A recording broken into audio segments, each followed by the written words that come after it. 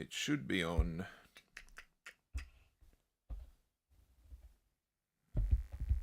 that one.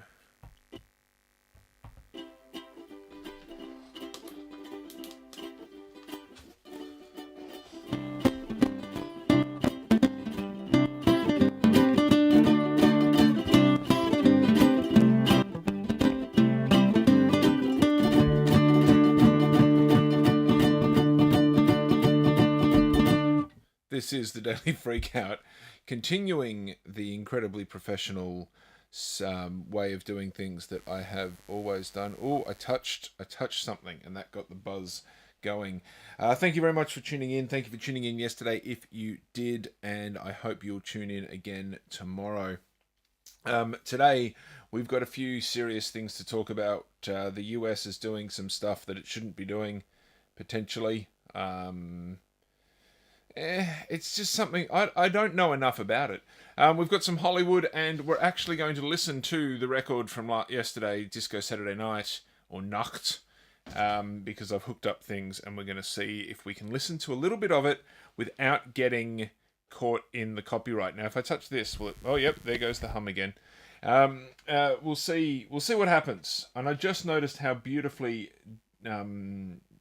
detailed this gentleman's what's it called is jacket.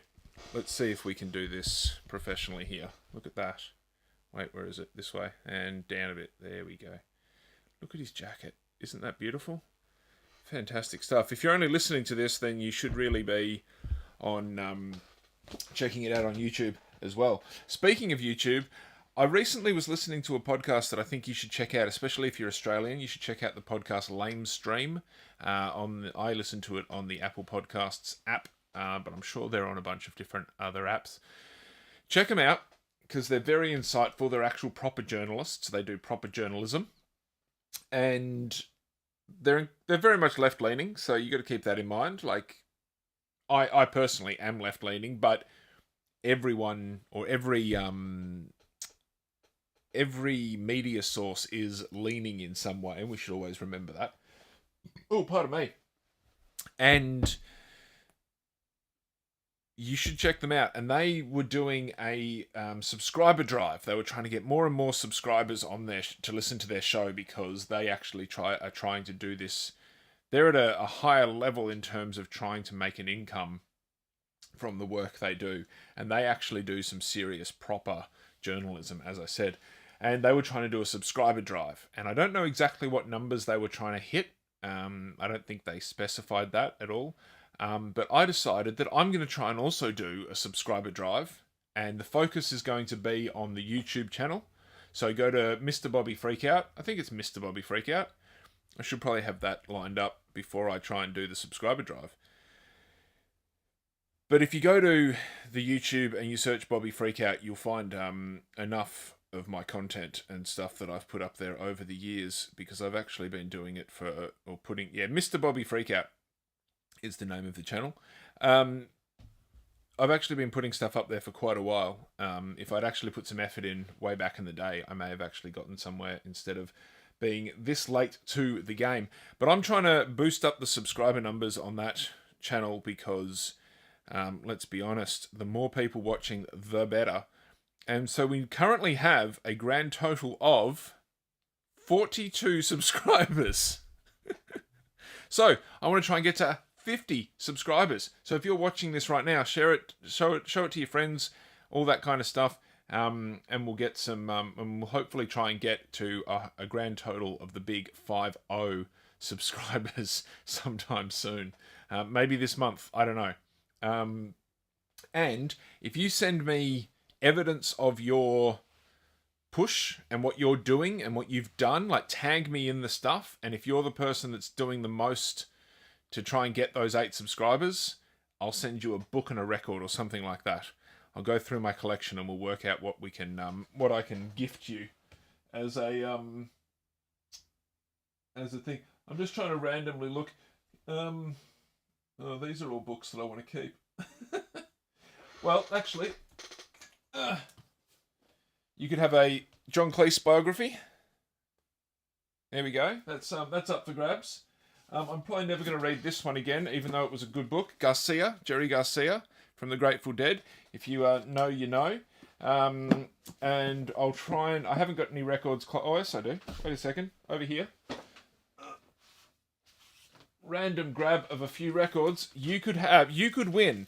If we can get up to 50 subscribers, you could win Roger Williams' Love Story vinyl. More Roger Williams, the Fabulous 50s. There we go, check that out. Oh. The Student Prince, Zygmunt Roberg's The Student Prince, starring Gordon McRae. There we go. These are just some of the records that you could potentially win or have sent to you if you help me get to a grand total of 50 subscribers. That this Garcia book is actually... There's something about a book... This is a paperback, but at the same time, there is a certain weight to this book. A physical... There's something nice about this book. It feels nice in the hand. Whether that makes a difference to you or not. One of the reasons why I believe I have ADHD is that I cannot sit and read. I have a lot of books, and I have a lot of books that I haven't read, and I take so long to read books, and it's so frustrating. And I would love to reread this. I would love to just smash my way through this book, because I remember reading it and loving it. Blair Jackson, the way he wrote this book is fantastic. It really... There was something about that made me feel very... What's the word? Not in tune, but it made me feel very... just on the floor. It made me feel... I really felt like I was not there, but the visions of Jerry's life and all that kind of stuff really felt very much... you felt like you were part of it. Or not part of it. You know what I mean? It was a very good storytelling, and the biography was very nice. It wasn't just fact. Whereas that John Cleese one, I remember it being not quite as immersive. And so, if you've ever got the chance to read that book, read it. The Garcia one about Jerry Garcia. I genuinely would like to think, because I listen to the Dead a bit, but not as much as any other band. But that book really got me as a fan, the story of Jerry's life. And the people around him and all that kind of stuff. It was really quite nice. Let's quickly... I'm going to see if we can do something. So I've hooked up the record player, and we'll see if we can very quickly throw on... Oh, hello.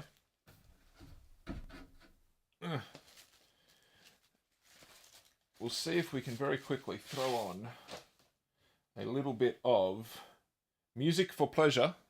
Music for pleasure, that's what it says here. The Student Prince. And will hopefully not get taken off the live streaming.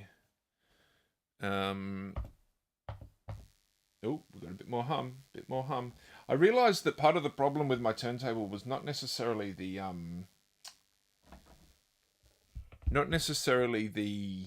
needle, but it was the I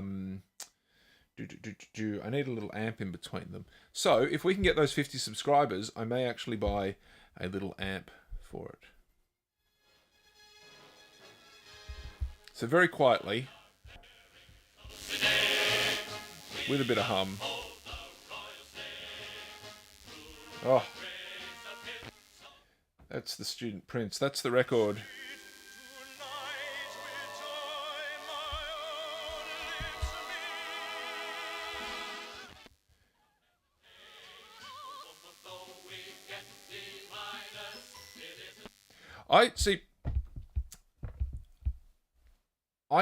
As a single man, as a very single man, for a long-term single, I often think to myself, I would like to have somebody who is, or live with somebody who is open-minded enough that spending an evening, oh, the plastic inside, spending an evening listening to that record would actually be a bit of fun. Because even though it's not the greatest music, it's not something that I'm going to listen to every day for the rest of my life. it sounds like it would be a fun record to listen to one night. A little bit of musical theatre style. And oh my god, I've just noticed something, folks. This is the ADHD style of this show. I've just noticed here on the front cover, oh, where is it? There. That mug that he's got. Notice that mug? Keep it in mind. Think about that mug for a second. Oh. I happen to have... Oh, God. This is so professional. I didn't realise how cobwebby this mug was. Oh, my God.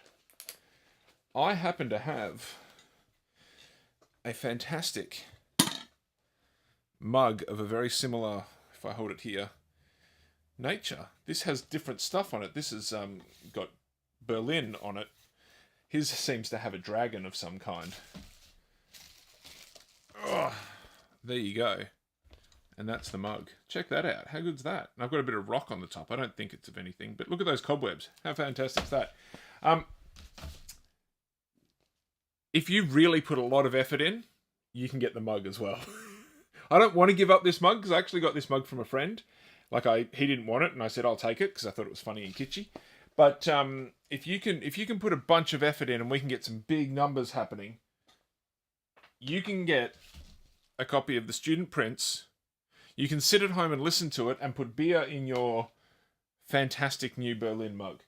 That's what could happen for your life in the future. Okay, let's get depressing and talk about something a little bit depressing.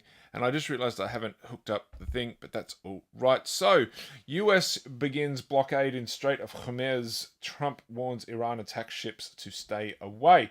Now, it says here, the US said it began the blocking ships from entering or exit Iranian ports near the Strait of Hormuz at 10 a.m. President Trump has slammed Iran for refusing to give up its nuclear ambitions. Trump said he wants Iran to both negotiate with the US and reopen the strait to safe passage. Okay, so I don't know anywhere near enough about these kind of subjects to really be able to comment. Let's make that very, very clear. I don't know really what's going on. You know what I mean? Like, it's not something that I read up on and keep informed about and that kind of stuff. But as I understand it, please comment in the comments to help me understand this better. Iran has said, right, we're blocking this strait and only allowing certain ships through. So let's just say they're going to block it in the middle, right in the middle. Where they're going to block it, no one's going to be allowed to go through because blah, blah, blah reasons. The US has now said, well, actually, we're going to block it a little bit further out than your middle and stop the ships that you're allowing to go through from going through. Is that what's going on? Is that's the understanding I have. And again, it comes down to certain levels of, we're going to attack you because we want to attack you and you're not allowed to retaliate. And if you retaliate, we're going to attack you harder. And we're allowed to have big, fancy, scary weapons, but you're not allowed to have big, scary, fancy weapons. And don't get me wrong, I don't necessarily think the Iran regime is a very good regime, but the US regime is starting to seem like a pretty bad regime as well. I'm beginning to think there are no good guys on this. The good guys are the poor peasants, and the bad guys are the big royalty, oligarch, elite faction members. It doesn't seem to me that any of this is logical or common sense. Like, I know it's because I'm such a small, my scope is small. Like, my life experience, I do not deal in international terms. I deal in, is my neighbor annoying me? Can I hear the garbage truck? Like, I don't even deal in like local council, which is the council or the type of government that I think is the one that we should put the most effort into. I am somewhat hypocritical in that regard, but I don't understand how this kind of stuff happens. Like, as much as I don't agree with the Iranian regime, And I understand why people think it's good for the US to go in and take out said regime. I don't understand how you can be the good guys by saying we're going to go in and do it like this. And it seems like in the past, especially US governments, have tried to do things like this, have tried to have regime changes and all that kind of stuff like this, but they've done it in a diplomatic way. And this government is just saying, well, we're not going to do it in a diplomatic way. We're just going to go crazy and everything like that. And that's worrying, scary, crazy, problematic. It's not good. It's just not good. And I'm kind of glad that even though our government seems to be, here in Australia, our government seems to be saying we support it, but we're not actually going to do much to support it. Like, we're sort of supporting it so that the US doesn't say, hey, now we're going to attack you. Because it wouldn't, like, I don't think Australia is going to get invaded, but it kind of wouldn't surprise me too much if we go against the US, if the US then says, well, actually, we're coming and we're taking over. You know what I mean? Because we're so small that we would be susceptible to that. And it would truly blow my mind if the world got to a stage where, and I'm just spitballing here again, I want to make it very clear, I'm not knowledgeable in these things. Tell me in the comments where I'm wrong. It wouldn't surprise me, or it would be surprising and somewhat shocking if the US said, right, we're taking Australia. And they came in here and they just took over Australia. Because we probably couldn't stop them that much. And certain members of our society would say, yes, that's a good thing. And others would say, no, it's not a good thing. And England, like, would England do anything? Could they do anything? It boggles the mind. And I know that's a outlandish concept or idea or whatever that I've thought of there. But it really is a strange, strange world that we live in where the US is doing what it's doing. I can only hope that in the cycle of American politics, that something happens and we get back to some underhanded espionage and diplomacy. Because let's not beat around the bush. This has been happening from the US for almost 100 years. They've been overthrowing governments, etc., etc. This is nothing new. They're just now doing it in a really heavy-handed kind of way. Let's get back to something that's a little bit more enjoyable. Let's listen to a record. Check it out, guys. I've got the vinyl going. Dun, dun, dun. This is, I'm sure you recognize it, and it's, I said yesterday it was a red vinyl, but it certainly looks like much more of an orange vinyl here.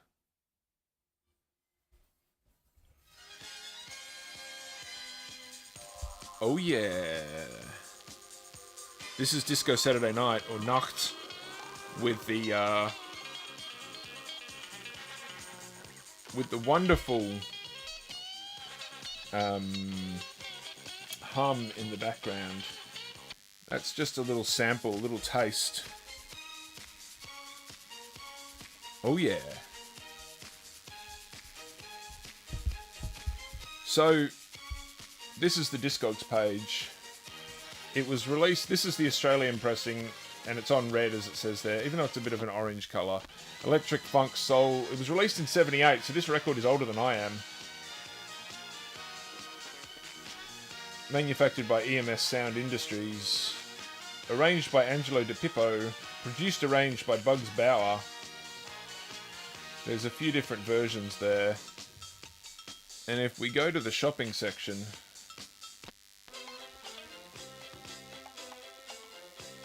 hilariously, it is available for sale at multiple locations. All in Australia. A bunch of Australians have got it, which is fair enough. One in the United Kingdom. There are other pressings. This is the Aussie pressing, so it doesn't surprise me that it's Australians that have got it. But the average pricing here is around the $7, $6 mark. We've got a $9.52 there. The shipping the shipping for that one there in particular, if I can zoom in on it there, the shipping is $12.50. The record is $9.52. And is that $22? Oh, so total it's $22 plus GST. So it's even more than that. It's going to be $25 to get that record shipped to you. So that's the value that we're looking at here, folks. Most people have got it at $10, $11, $12. Or a few people have got it at that kind of thing. So, only played once. Well looked after, inspection zone visually in pristine condition. Casper 1964, or Kaiser P 1964. I think you're going a little too hard there, mate. This record is not worth that much effort. Let's have a quick listen to the other side. Oh.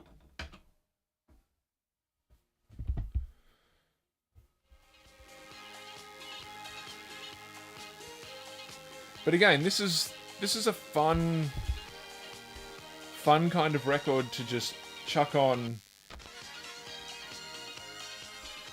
Like again, as I've said, I'm very single, very happy being single. No stress on wanting to be in a relationship. But I would like to have a girl or a woman. I'm old enough. I need a woman, not a girl.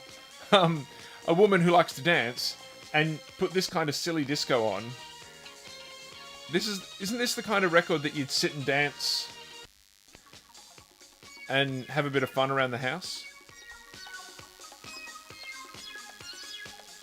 It reminds me of Moog Plays the Beatles, which is another record I've got, which I might do a giveaway on that one as well at some point. But anyway, subscriber drive. Let's go. Let's get Disco Saturday Night can be all yours, plus other records. I'll literally just try and throw away some of my stuff by giving it to people as a reward for getting those subscriber numbers up to a big grand total of 50. Whoa, 50, yeah, 50 people. 50 subscribers. The fun thing is about these subscriber drives and stuff is that the subscribers that subscribe aren't necessarily watching anything. Because I know that there's heaps of channels that I've subscribed to that I don't watch on a regular basis. And so it's really quite frustrating that, or not frustrating, it's kind of just silly that these numbers matter. But I know that YouTube, like the future of your income based on YouTube is based on these kind of numbers, and it's quite silly and stuff. So you don't have to listen to the show, just subscribe, and then that's fine. I saw a reaction video channel that I watch. Don't Trust Hannah. Fantastic reactions. The girl really gets emotional with these movies and shows that she watches, and it's fun to re-watch a show that you've already watched with somebody else's experience of the first time and seeing them react to their response to events that you had a response to, and you get to relive it through them a bit. And she cracked 100,000 subscribes on her YouTube channel, and she posted a picture or a little video and stuff of her having a dinner party. They went out for dinner to celebrate, and I'm like, how much are you earning that's warranted? You know what I mean? To me, it was like, seriously? Like, this is serious business. If you're having a dinner party to celebrate that you've cracked 100,000. And it's just mind-boggling to me. And it's fantastic. Like, I'm all happy for her. Like, it's a little bit of jealousy, because I'd like to be at 100,000. But it's all happy. It's all great. Good for you. But that's the world we live in, where somebody watching a TV show and having a response to that TV show is worth enough for them, like, income-wise, and I assume emotional, creative satisfaction-wise as well, to then go and have a celebratory party. And that's great. You celebrate whatever you want to celebrate. But it blew my mind a little bit. And I was very surprised, and I'm very happy for her to do that, because that's great. It's great that we can do that. And that's the kind, I think, to be honest, that's the kind of media and stuff that we need these days.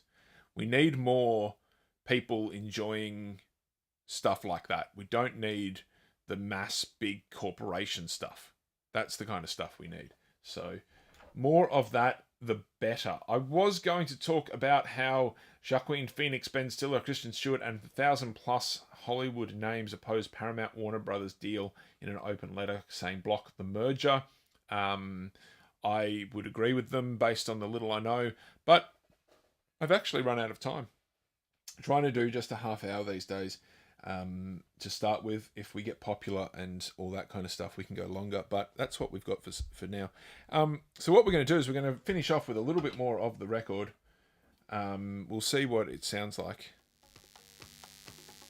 Oh, that hum is so annoying. How can I stop the hum? Literally just touching things makes it worse. That one doesn't think. Is that one? No. That's the main volume. It's very frustrating. Oh, it's so loud. Oh.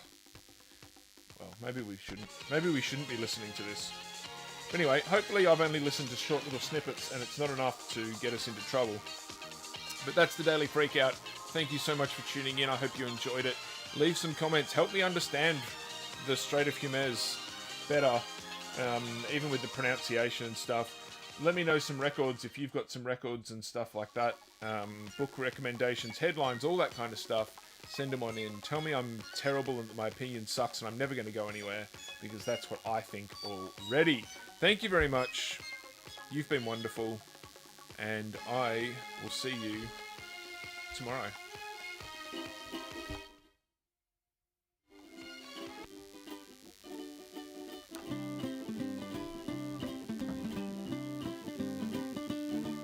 Oh, that hum is so good.